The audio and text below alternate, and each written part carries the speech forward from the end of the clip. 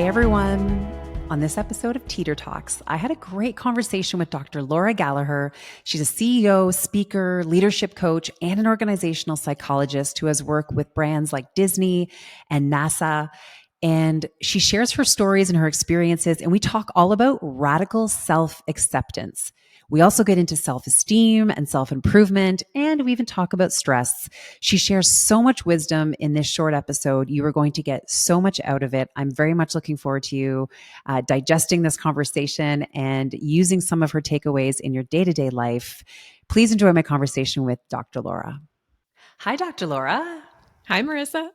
Thank you so much for joining me on Teeter Talks. I'm so glad that we connected. I've had so much fun researching you and the work you do. I even took your own quiz, which we'll get into eventually, and you can tell me all about myself, which will be interesting. But I'm so glad you can join me, and I hope everyone takes time to go check out all your resources and everything you do, which we'll talk a little bit more about that. But I'm really curious. You are an organizational psychologist. Tell me a little bit about what organizational psychologists do and how you landed in this field.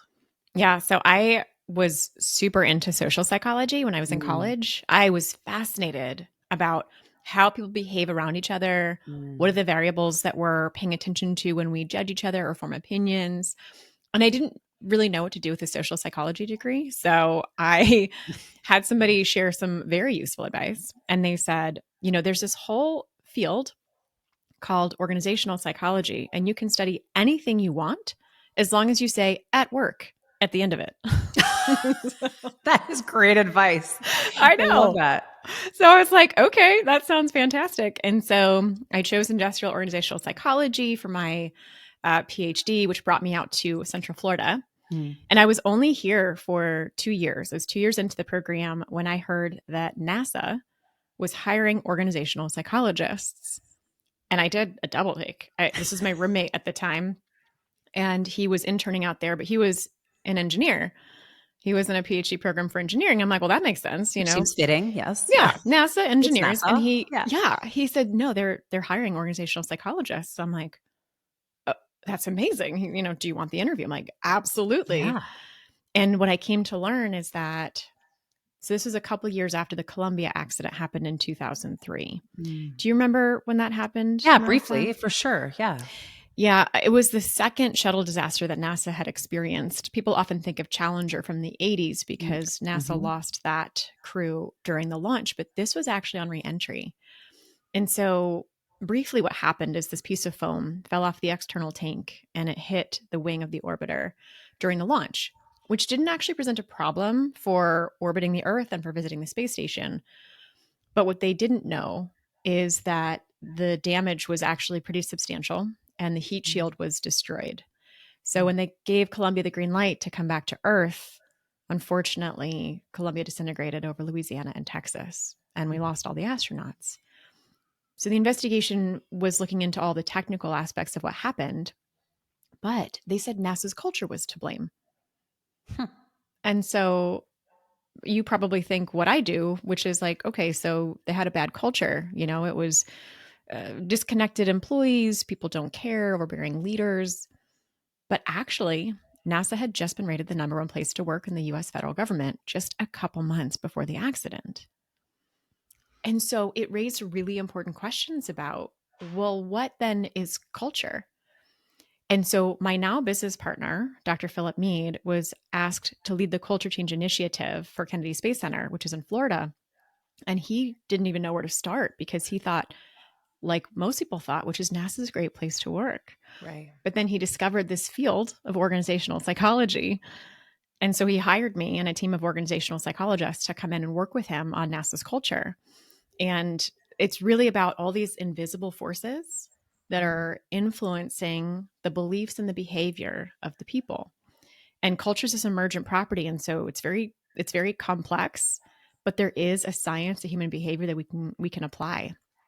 And so a lot of what I was focused on there was teaching the leaders how to create an environment of psychological safety. Because there were 3 different teams across the agency that saw the foam strike from the videos of the launch, and they were concerned about it. and they were raising the issue, but they were using informal channels because a higher governing body said, we don't worry about foam striking the orbiter. In fact, they said it's not a safety issue. It's only a reprocessing issue.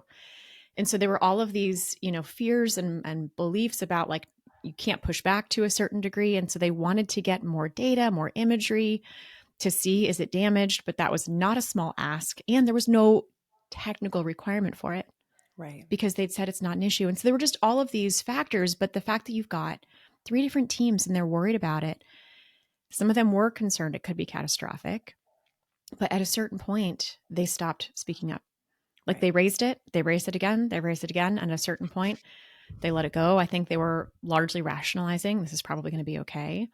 And it's just devastating to know that perhaps had they continued to speak up, perhaps if there was an environment of psychological safety, it could have been different.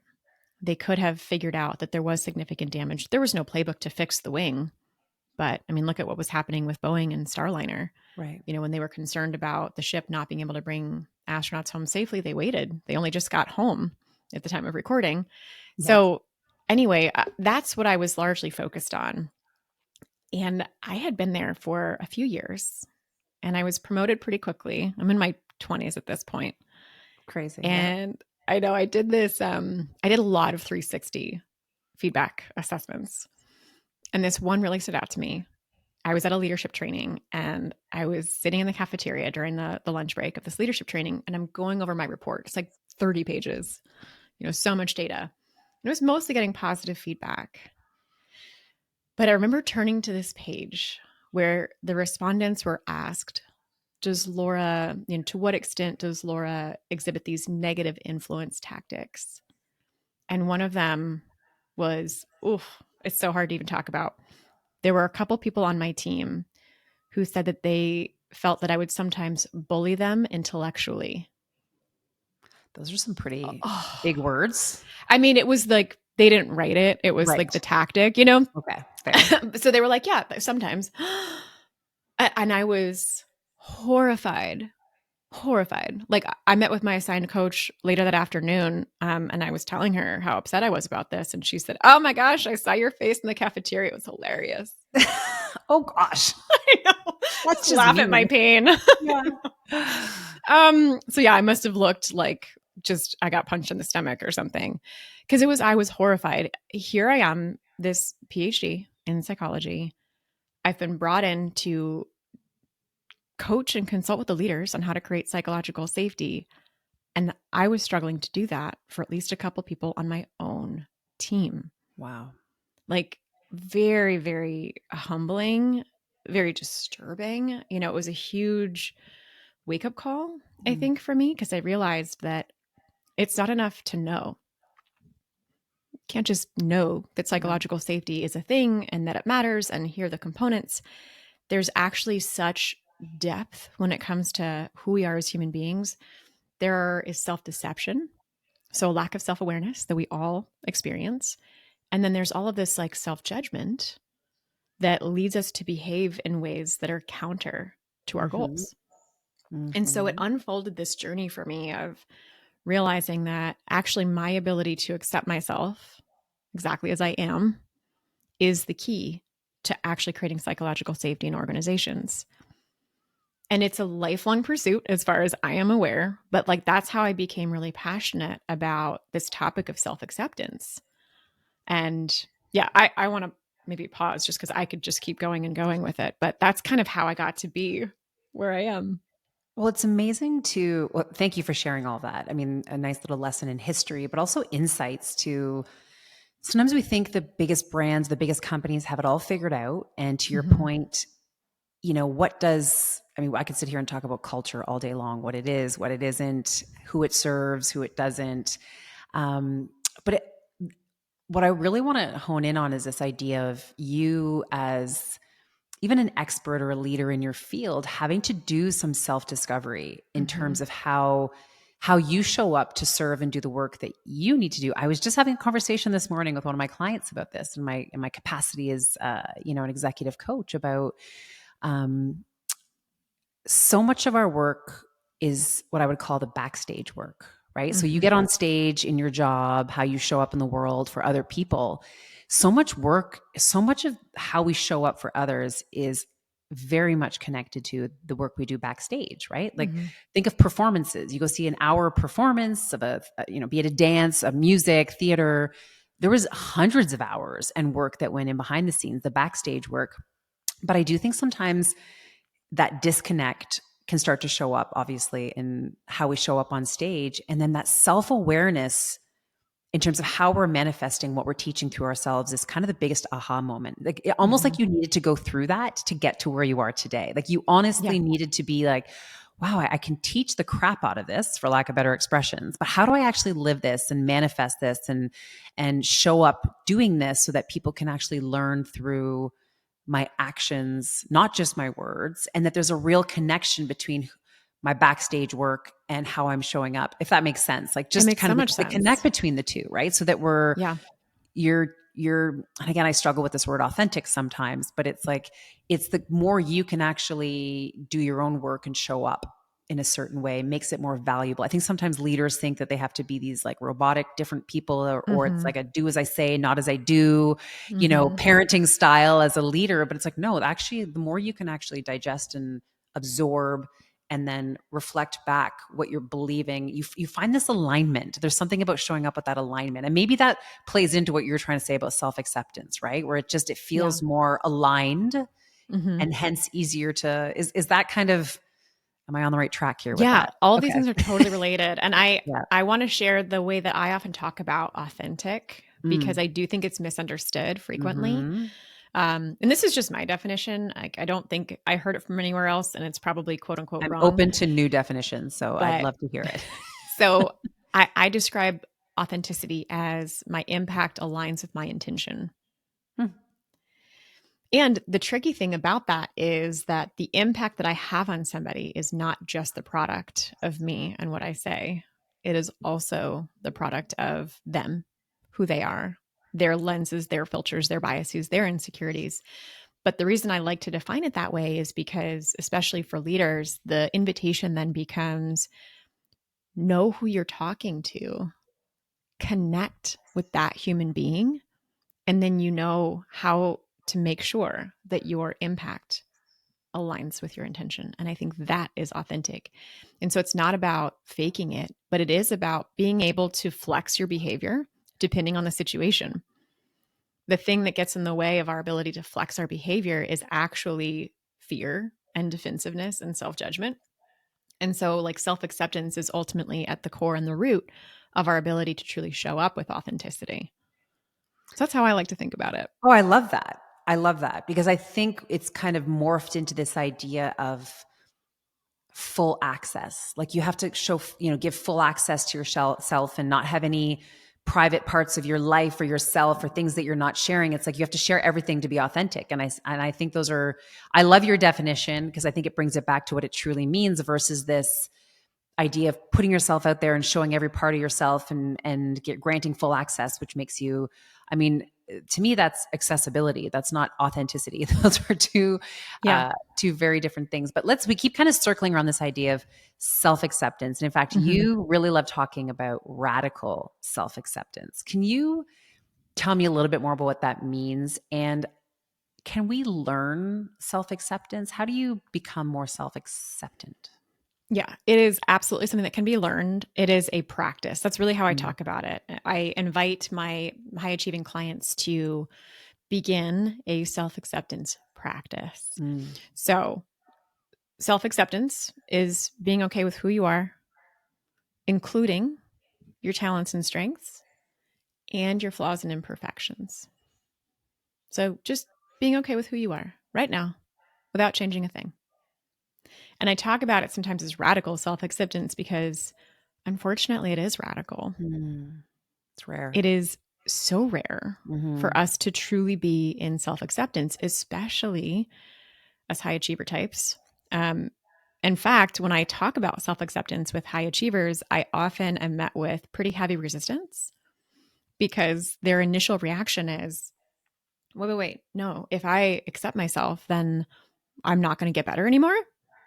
I won't improve. And This is where paradox theory becomes incredibly important. And this was like, this blew the top off for me of my own growth, because I had that belief. I thought I can either accept myself or I can improve myself. Right. But they're not opposites. The opposite of self-acceptance isn't self-improvement. The opposite of self-acceptance is self-judgment. So I can focus on self-improvement from a self-judging lens, or I can focus on self-improvement from a self-accepting lens. And so this is that paradox theory that says that these two things coexist.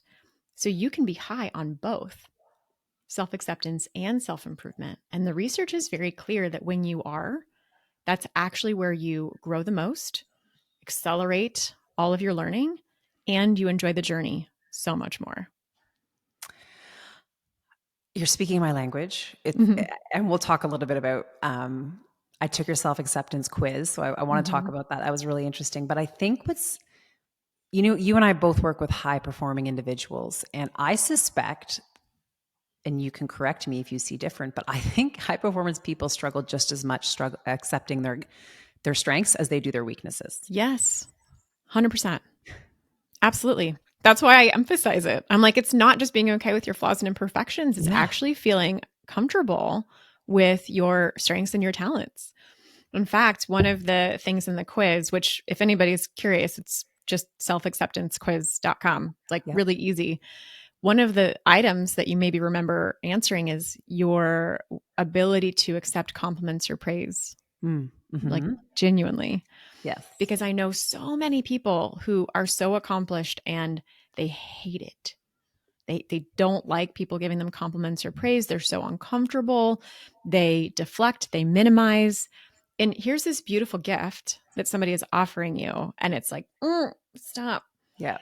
And this is actually a sign of a self-acceptance gap, just as much as if somebody is struggling to look at their flaws and imperfections. So we get to lean into appreciating all of who we are, the things that we like and the things we don't like. That's the key about self-acceptance. Like, accept all of it. Yeah. That's the practice.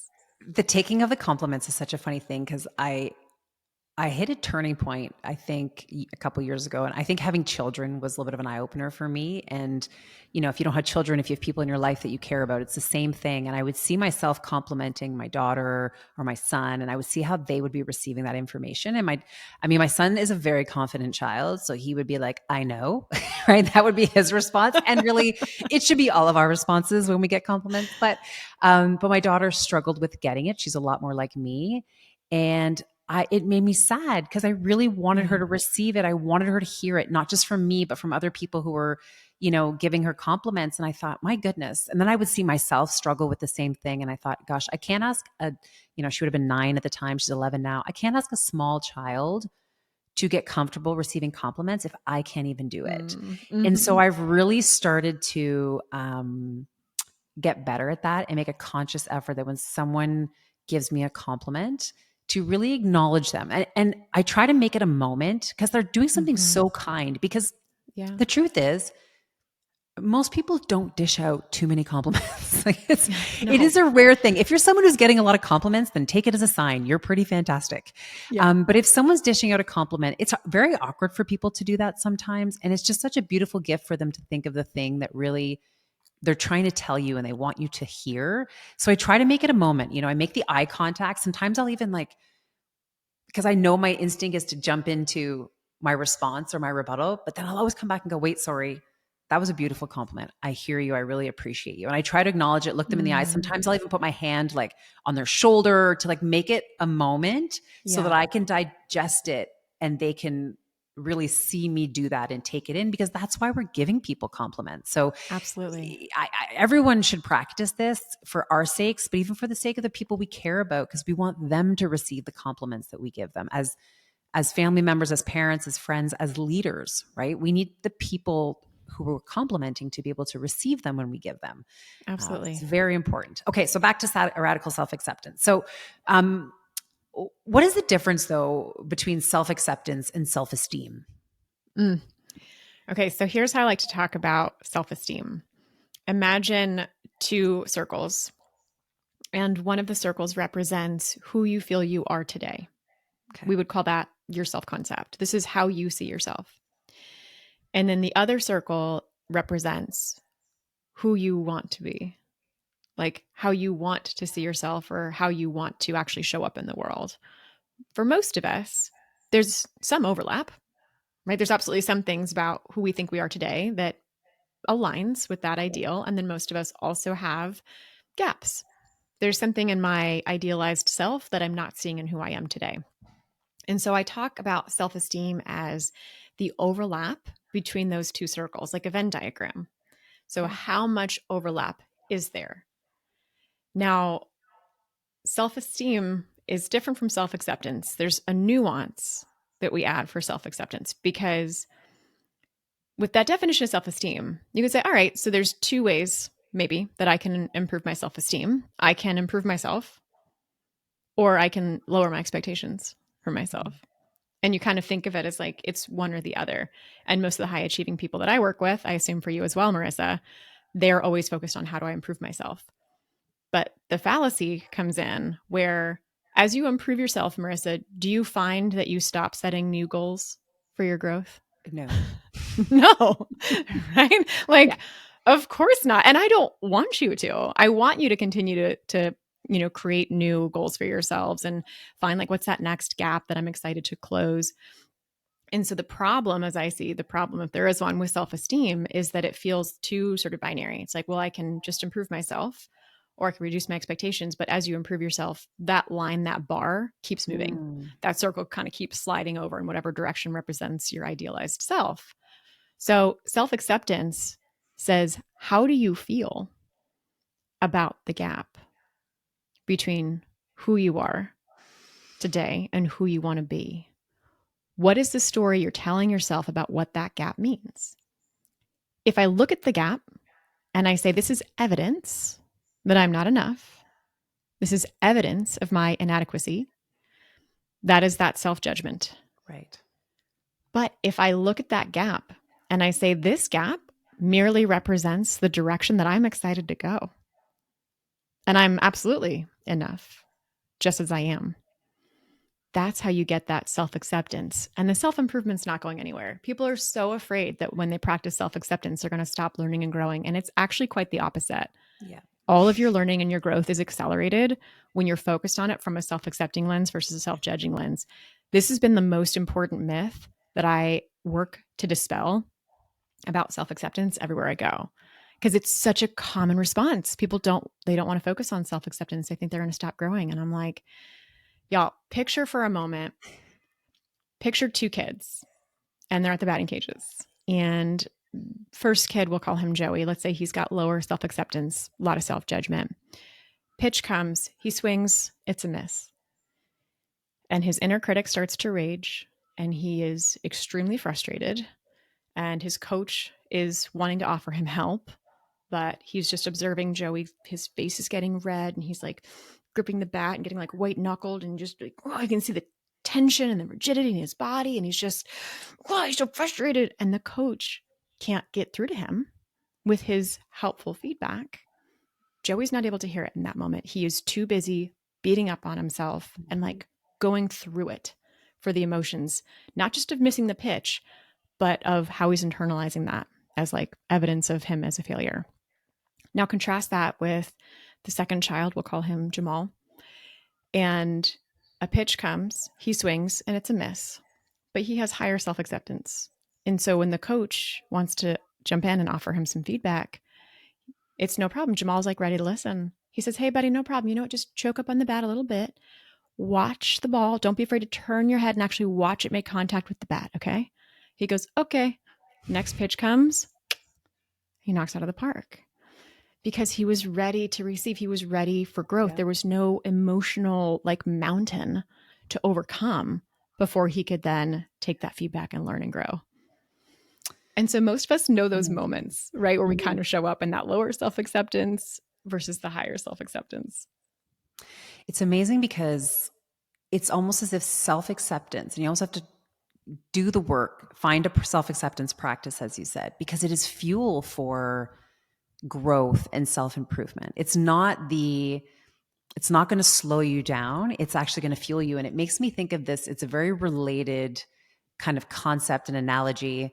Um, I love this guy, Ed Milet. I don't know if you've ever heard of him before. Yes, Yes, he has a I podcast. He have. has this expression, and I've said it on this podcast before, but it's worth repeating, is this idea of blissful dissatisfaction. And it's this Mm, idea that, you can be blissful. So you can be self-acceptant. You can have self-acceptance, but that doesn't mean you're satisfied. And that right. actually, it's that exact self acceptance that fuels you to want to self improve. And the analogy I Hmm. think he used was like eating a steak. It was his favorite food. He's like, when I eat steak, every bite that I take just makes me want to eat another bite. Like I'm very happy with it. I don't eat one bite and go, oh, I'm going to stop there. Yeah, I'm not unhappy. Like I'm blissful in the moment, but I want more. yeah. And I'm not seeking more because I'm unhappy or I'm unsatisfied or I'm literally happy with where I am, but it's okay to also want more. And so you've positioned self-acceptance really as this weapon for people to almost accelerate their self-improvement work, their self-esteem. I see them as really being fuel for those things. Would you agree? Absolutely. Yeah. And it's not only that it's going to help you learn and grow faster, but it makes the whole journey so much more enjoyable. Yeah. And then for Well, yeah. people who are in like leadership positions, your self-acceptance has a huge impact ultimately on how you show up, Mm-hmm. because when you show up with higher self-acceptance, you're actually making it easier for other people around you to also show up with self-acceptance. One of the learnings that blew me away when I learned it and then truly internalized it is, if I say, I don't like you, what I'm actually saying is, I don't like myself in your presence. Mm. Mm. But who gets to decide how I feel about me? Oh, right, that's me. Yeah. As long as I'm willing to look at it. And so when you have higher self acceptance, this idea of not liking other people stops being a thing. And I'm describing something slightly utopian, right? I'm No, describing like fair. Yeah. maximum self acceptance, but we do see this from people who they don't internalize other people's behavior. They don't make it about them. Most of us do. Most of us, at least from time to time, and maybe especially with the people that we're closest to, our subconscious internalizes their behavior and says they would not treat me this way if they thought that I was more, fill in the blank. And we use significance, competence, and likability as our model, Mm. which comes from a specific theory. And that is such a huge takeaway for people as well. Because imagine no longer being bugged by other people. Not that you're not going to still set boundaries about like what's okay and not okay for you Yeah. around behavior, but like what if you no longer felt triggered and you no longer had that emotional reactivity that humans tend to feel based on other people's behavior, which as much as we try to think we can control, we Mm-hmm. cannot.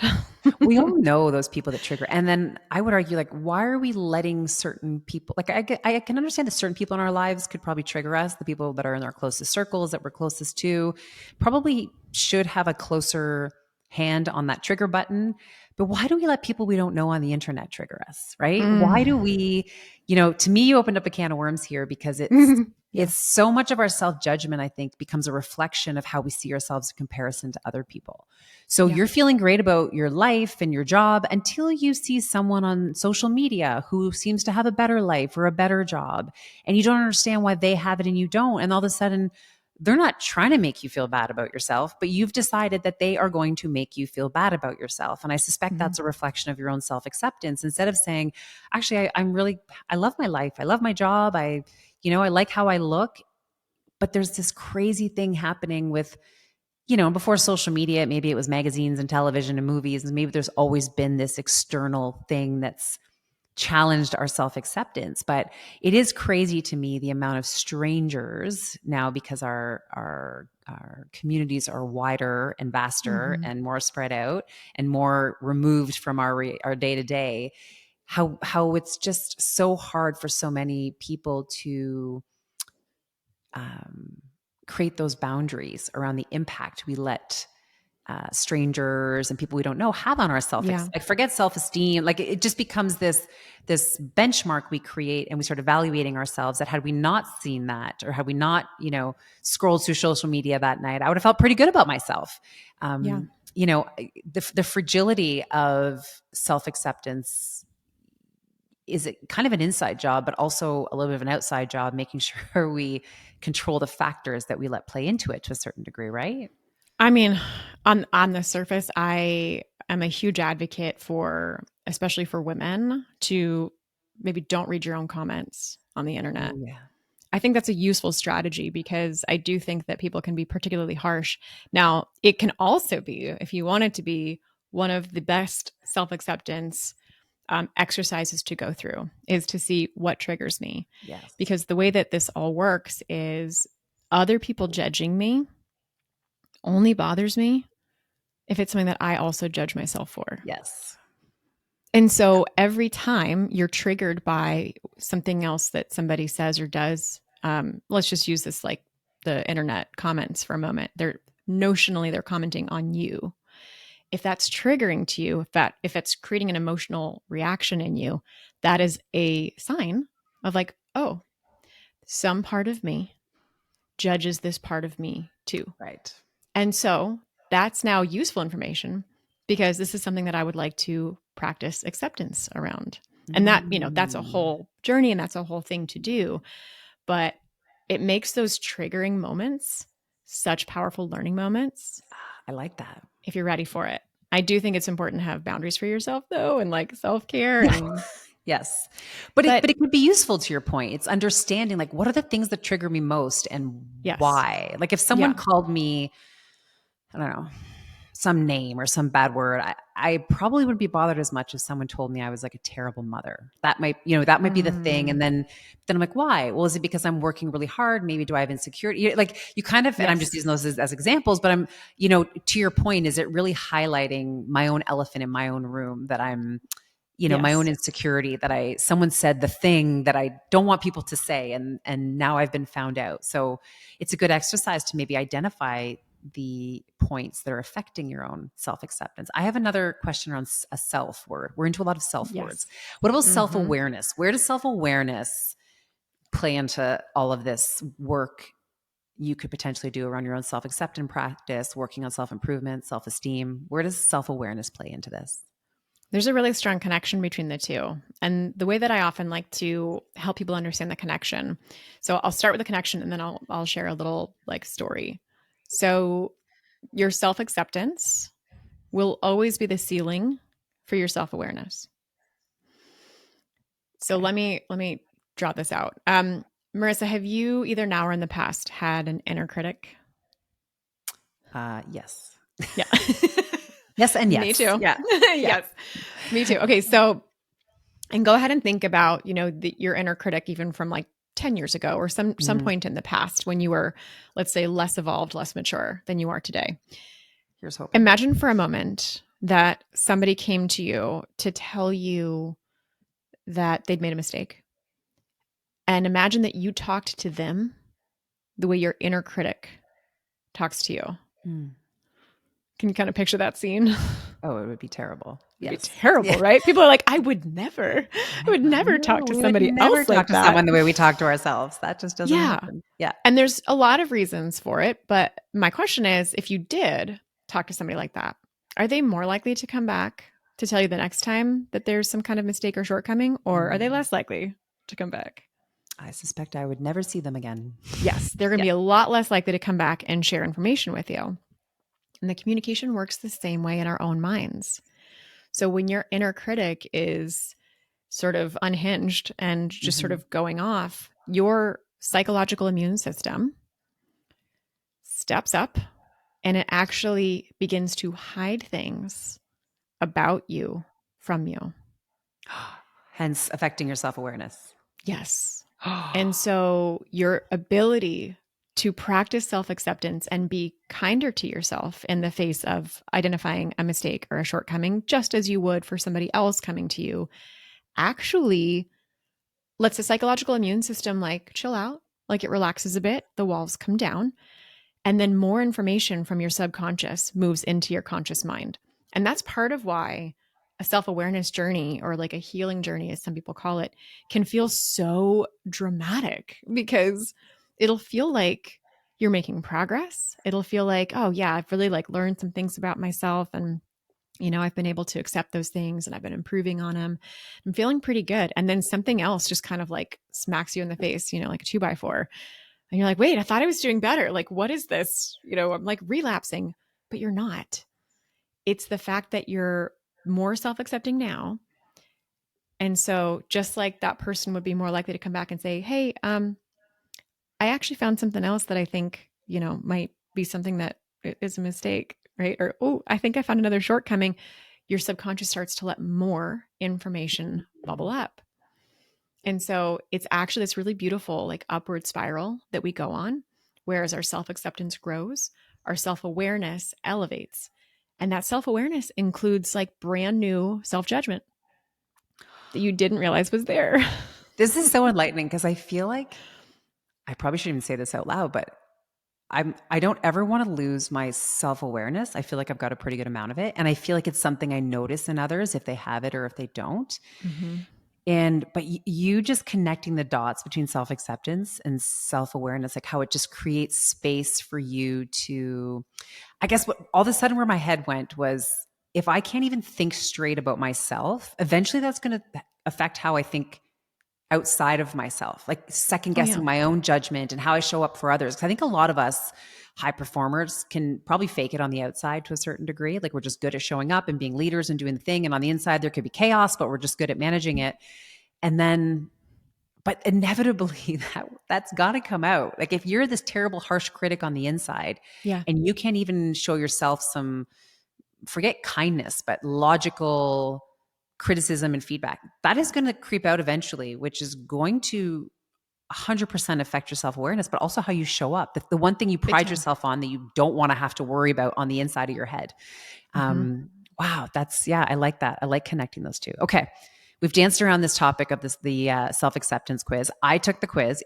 Everyone should go check it out. It's selfacceptance.com. It took me like a few minutes. It was Yeah. not long. Selfacceptancequiz.com. Oh, sorry, Yeah. selfacceptancequiz.com. We'll put it in the show notes. I'll make sure Okay. everybody can find it. And just a few quick questions. And then I got an email back right away, tons of great resources and tools. And it categorized me, I mean, you probably have my test scores in front of you, as pushing but pressured. Mm-hmm. Yeah. So pushing but pressured is the label that we have for somebody that is high on self-improvement, but is perhaps a bit hard on themselves. And so, That does and sound familiar. Yes. I will say that the way that we have designed the quiz, we do have a pretty high bar around self-acceptance. Mm. Like what does it mean to really be high on self-acceptance? But so your results it's actually the most common result that we get from everybody that takes the quiz. And I think it's because of the nature of who it attracts. Because, again, so many high achievers, people who are striving and pushing all the time, and maybe leaning a little bit too much still on like the inner critic as the driver behind all of that growth. I myself have landed in both the upper right quadrant, which would be high on self-acceptance and high on self-improvement. And I'm like, I don't know. I'll get that result sometimes and I'm like, I don't think that's true, because I can think about all the times that I was just showing up with so much reactivity, like just with my, romantic partner, or like, oh, I got really frustrated in a meeting last week. So clearly there's still some stuff going on for me. And so it's an indicator, right? It's an indication of where are you right now? Right now. Yeah. And people will ask, so can this change? Yes, it can change. Absolutely. It can change depending on what's happening for you in your life. It can change depending on just what is your self-talk in the moment. And my goal for people is that they're actually able to practice self-acceptance and feel good about who they are, regardless of what's going on. So can you feel self-accepting even in the face of a setback, in the face of rejection, in the face of failure? Can you feel okay about who you are, no matter who you're around? Because most of us have people that we're with them and we feel really good about ourselves. We feel Yeah. relaxed and easy, and vulnerability is not even a challenge. Like there's no need for that psychological immune system. The walls are down. And then most of us have people that we're like, Yeah. you know, I'm more reserved with that person around, or Yeah. like, I feel less than, or I probably label them as like a jerk, but actually it's just triggering my own It's a good insecurities. word. Yeah. But what if how you felt about you was never reliant on who you're around? That is the incredible power of self acceptance. I don't think I've ever articulated it that way, but that would be the ultimate goal for, I want to say my clients, but everyone around me, that I just want Yes. people to be good in who they are and how they show up. And, people, I love talking about this definition of a success with, all my guests on the show, but with my clients. And I think there is, I think, an element to success that is driven by self-acceptance, right? This idea that you still have to be good in where you are, no matter how much you have or how much you do or how much you've Mm-hmm. achieved. You still have to be Mm-hmm. good with yourself at the end of the day. I've done a lot of work to get to this point in my life. I would say more than not, like most of the time, I'm pretty good with Mm-hmm. me. Doesn't mean my life is perfect, doesn't mean everything goes the way I want it to. And Right. I certainly have not been like this my whole life. This is learning. And it's funny because, I got into my profession of helping other people, do better, be better, live up to their fullest potential, these high achieving individuals who seek me out and want to work with me. Um, Not because I'm perfect and I don't ever have these issues, but because I think most of the time I've figured out the tools or the strategies and I'm trying to teach them to basically get people to that place. And I've never called it self-acceptance. I love that we've kind of put a name on it now and something we can kind of anchor to, because that is the driver. If you're good, then you can show up and do the other things you want to do. Your toolbox as a leader is full. Your weapons are sharp. Like you are good, but you need to know that. Like I Yeah. can't tell you that. You need to feel that. Um, I love that when you give the results back, they're broken down in terms of, here are your results. What does this mean? I'm staring at my notes, why this matters, and Mm-hmm. then like how to respond. Because I love when people like don't throw a problem at me without giving me a Yeah. solution. So What do I um, do? yeah. And I love that, you right there, you spell it out. Like take a moment to acknowledge everything you've already accomplished. And we kind of touched on this, right? Like getting Yeah. comfortable with all the good things. And I think a lot of people these days would call that like a gratitude practice, maybe first thing in the morning. I do this kind of mental checklist every day. I don't write it down, but it's like, I'm good. Like, my kids are healthy. I'm healthy. Yes. My family. I do. And I don't call it a gratitude practice when I'm doing it, but just kind of this habit I've gotten into. When you wake up in the morning, you're like, how do I feel today? Am I Yeah. good? Am I getting out of bed today? Am I getting out on the wrong side or the right side?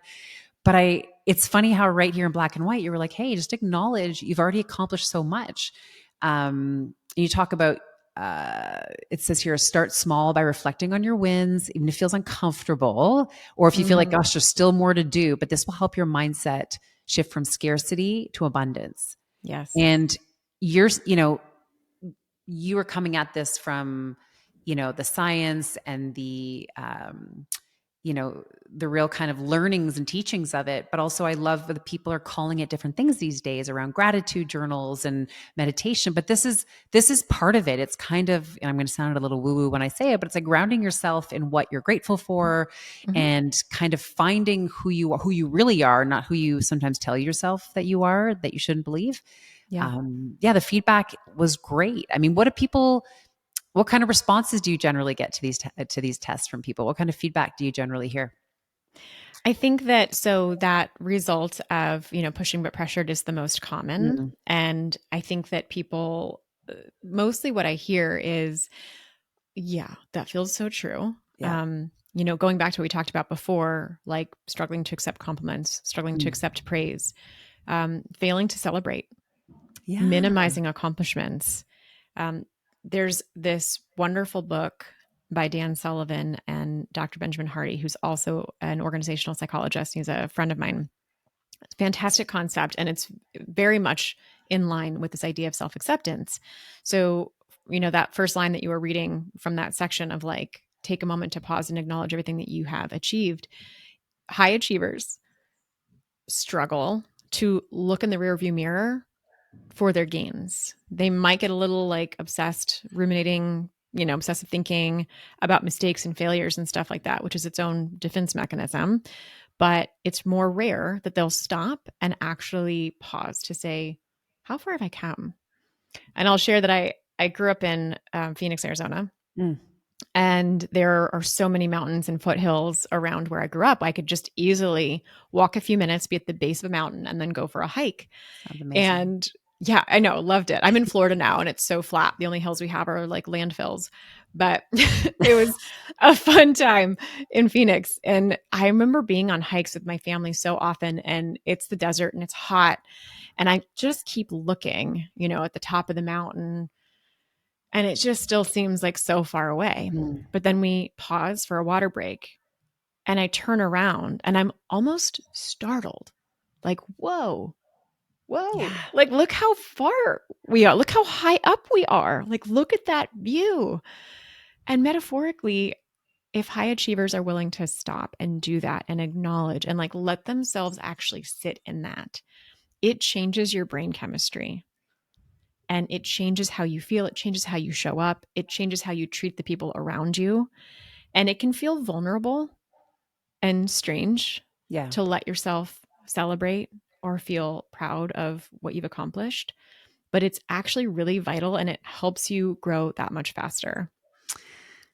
Yeah. And as you're saying that, it's almost as if looking back for high achievers and all the things they've accomplished maybe fuels their self-esteem, but maybe not their self-acceptance, to your point, because it's almost superstitious. And I can relate to this when you talk about, pushing but pressured. I know that there's this narrative in my mind that there's like that pressure gives me an edge, Mm-hmm. that being tough on myself makes it so that I don't, slow down or become complacent. yeah. And so, Yeah. you said celebrate, and it's funny because I 100% have been trying to do this more, and I encourage everyone else around me to do it. And I'm doing it for other people. If I have friends who do amazing things or family members, I'm like, we are celebrating this.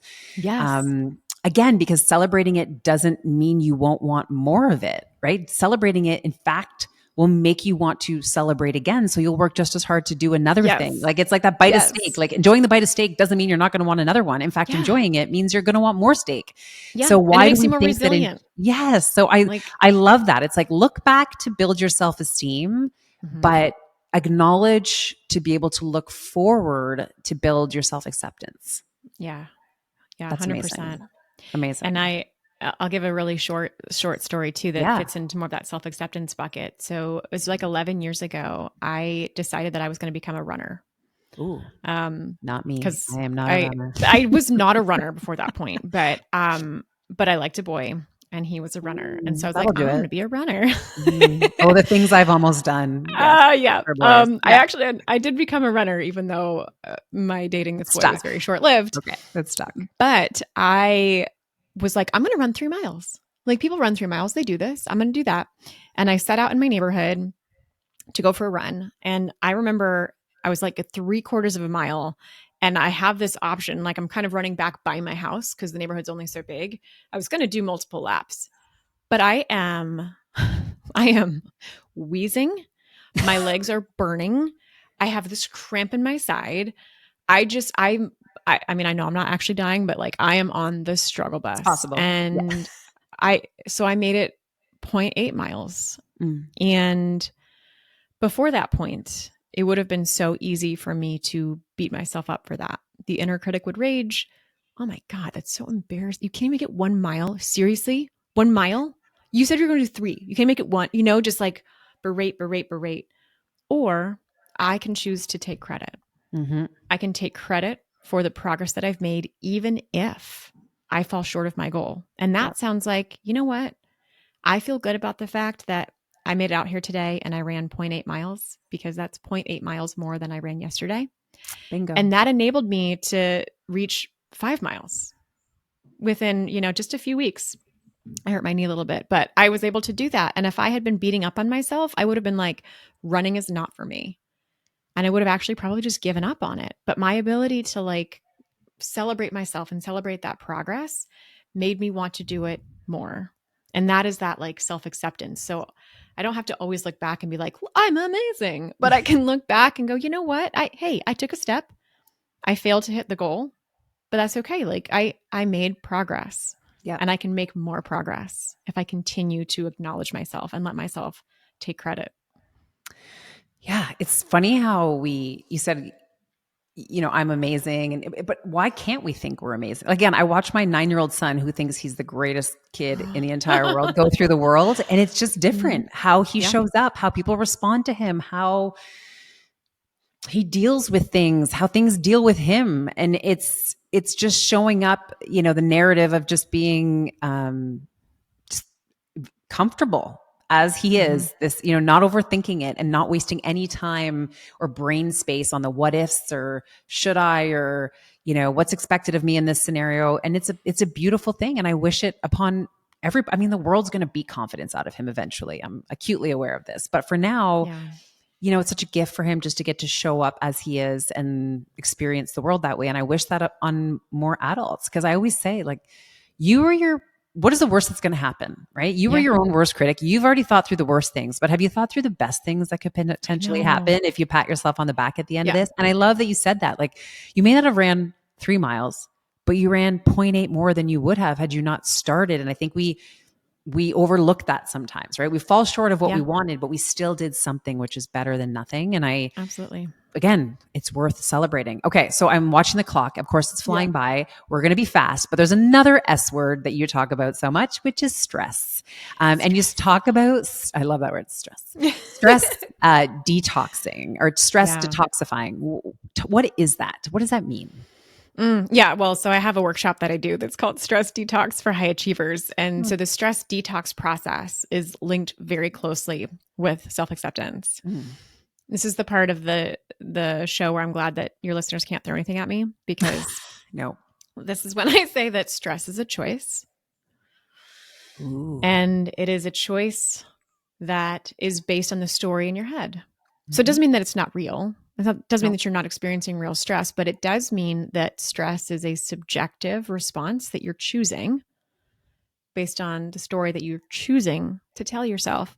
Most of this hangs out in your subconscious, and your ability to take what is in your subconscious and move it into your conscious mind is the magic. So high achievers are often, they say they're stressed out by workload, right? I have too much to do. So it's not the workload that's stressing you out. It's the meaning that you're putting on it. So what is the story that you're telling yourself about the fact that you have a big workload? Is it, I am going to let somebody down? They will think I'm unreliable.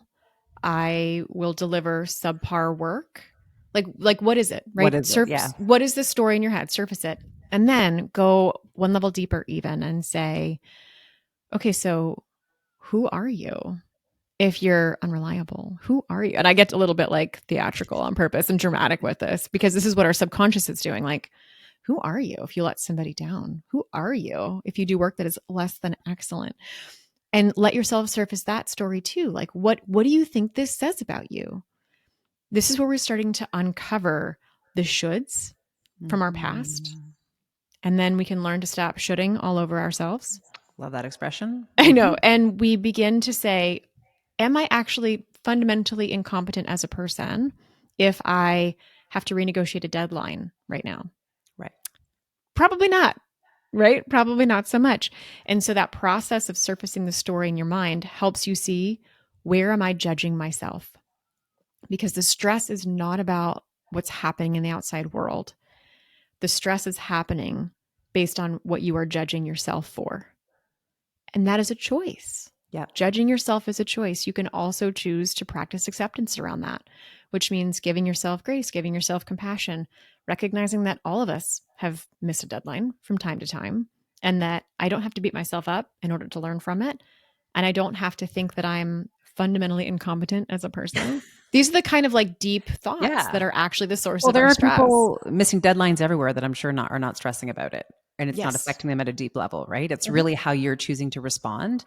And I hear what you're saying. And then the other thing I've noticed about our culture, and I know women do it, and I'm sure men do it too. I just don't have group dinners with tons of men on a regular basis, is this idea of this trophy for being the most stressed, right? Oh, So yes. stressed is somehow this Oh my badge of gosh. honor. Yeah. And you can't be the woman who shows up at the dinner and says, actually, I had a pretty light week this week. Everything's great. I got my hair Feel really done. I had good. time to sleep. I had time to shower. I shaved my legs. Yeah. I only worked about no, there's no pride. But in my mind, like that is the ultimate definition of success that I'm after is Mm-hmm. living my life the way I want to, doing as much work as I want to or as little work as I want to, and not being stressed about it. In fact, being very happy and joyful and enjoying the experience. Like I don't want a stress badge on my Girl Scout, Yes. sash. I don't, but yet I feel like that is how every conversation starts. It's like, oh, exhale. Insert how hard your life is here, which don't get me wrong, I'm not minimizing the challenges of it, but what if we started conversations with celebrating, maybe how easy we made our life this week or something Yes. good? Or again, I'm not trying to downplay stress because we all we have it, we have to deal with it. But I think we somehow have attached our identity to it, to being like, I am Yes. just that person who's always stressed out. And if I'm not always stressed out, then I'm not productive and I'm not achieving things and I'm or not I don't successful. care. Yeah. Yeah. Mm-hmm. It's a crazy, it's a weird mental game, but like you said, it's a mental game. Like you can decide to not let those things affect you. And it's, I have friends that, I would say their house looks a little messy or chaotic and I love them dearly. I don't care. It doesn't stress me out or like them any less that their house looks like that.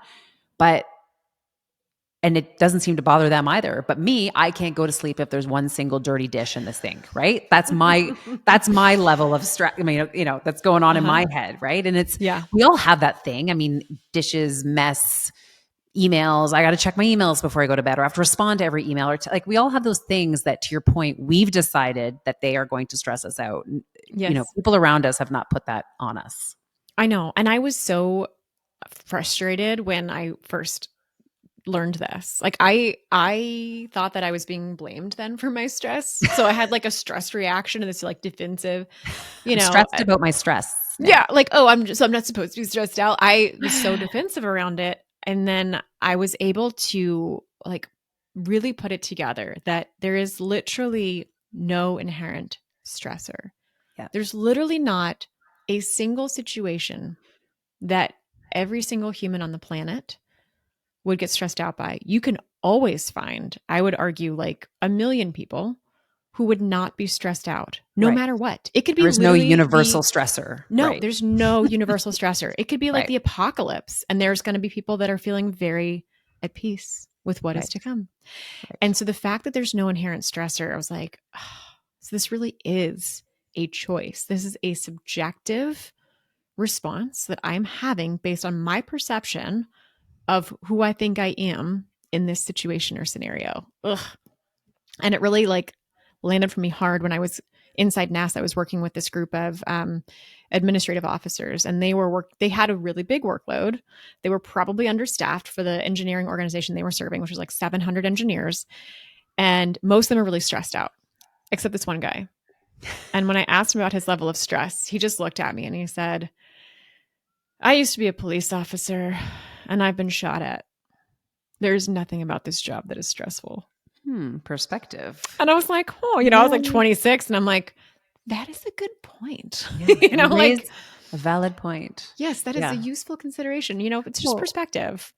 Yeah. And I think, I hate to leave people on that note, but I think it's a good lesson to say, like, there is an opportunity to, when you're in those moments, to pause, take a breath, and see if you could respond differently to save some of your energy, some of your stress response, to channel that maybe a little bit differently, to maybe think that if you're not stressed out all the time, it doesn't mean you're not productive or working hard or you're not impactful. Right? There may be another way. Yeah. Yes, there may be another way. You do not need it. Yeah. Time has flown by, but I would argue that we squeezed so much good stuff into this episode. We'll have to have you back to learn more about you, but I want people to go find you. So tell us where people can find you. Okay. So the self-acceptance quiz is a great way for us to connect. Perfect. So it's just selfacceptancequiz.com, and you're going to get several emails from me as a follow-up from your report. So reply to any of those. Okay. I get replies from people and I love it. Like I read them. I'm a real person. Yes, you And are. then LinkedIn is the other place. So like if you have a question for me based on anything that we talked about, just find me on LinkedIn and tell me that you heard me here on Marissa's Perfect. podcast, and I'll be very happy to connect. Amazing. I'm going to take the last few seconds to ask you a couple quick rapid fire questions, but Okay. you've got to be super fast in your response. Okay. And I know you can. This is a leadership podcast. We've referenced leaders multiple times, but in your opinion, what makes a great leader? Helping followers feel good about themselves in my presence. I love that. What is something you do in your spare time? Do you have any hobbies or pastimes? I love to dance. Oh, actually, you know what? I did see videos of you on social media dancing. You are a good dancer. Go watch your dancing videos. Thanks. I love that. I love that. And I had to ask, as our neighbors to the south, what is your favorite thing about Canadians? Oh my gosh. It's got to be either how polite you are or the way Oh, that you say about. about. Thank you. And I will beans. say thank you for that. Yes. Oh, that's amazing. It was so nice meeting you. I could talk to you forever. I love how you made these super complex conversations super digestible and relatable. And hopefully everyone took notes and goes back and listens again and finds you at the selfacceptancequiz.com, takes the quiz for themselves, give themselves some space and some grace. Let's find some self-acceptance. Let's be radical in that movement. And I want to thank you for your time today, Dr. Laura. Thank you so much. Thank you, Marissa. Take care.